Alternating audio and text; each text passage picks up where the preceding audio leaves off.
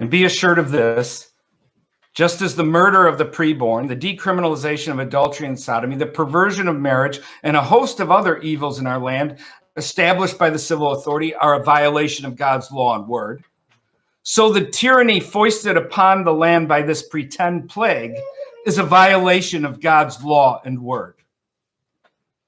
And I want to demonstrate that to you, that what is happening here with the tyranny of the magistrates is a violation of the law and word of God. First, the media, government officials, and their handpicked experts, all others being censored, have borne false witness and violated the 9th commandment. They have built their fiction about COVID-19 on a mountain of lies. This is fraud. The original models have all proven to be false, and they were proven so long before we saw how things fleshed out in time and space. Proven false by countless other experts and professionals, but who are censored and silenced by the media and government officials. And I addressed just some of the false assertions in my 3 previous sermons on COVID-19.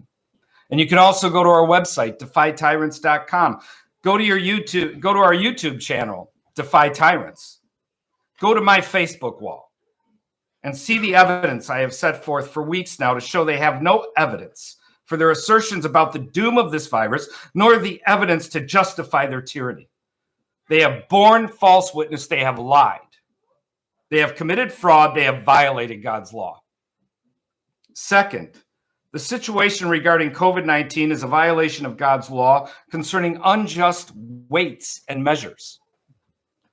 The government officials have used the situation to create and spend more of their fiat money created out of thin air, backed by nothing, at least $4 trillion so far, unprecedented spending in the history of our nation.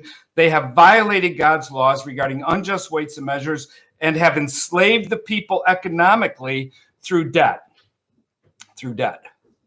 It's a great means of control that the state has employed down through the ages. Third, in how they have violated the law of God and his word, the government officials have violated God's law regarding quarantine. They have quarantined the whole of society, whereas God's law makes clear you quarantine the sick. Leviticus 13 is clear, you quarantine the sick. They were sent outside the camp. You do not quarantine the whole of society. God's law doesn't destroy the economy and lives of others. God's prescription was intended to protect society not only from the disease, but from economic hardship upon those who weren't diseased. God understands that a society's needs are multidimensional. Due process for the accused, and you do not abridge the rights and freedom of everyone else and shut down the whole of society like we've done with COVID-19.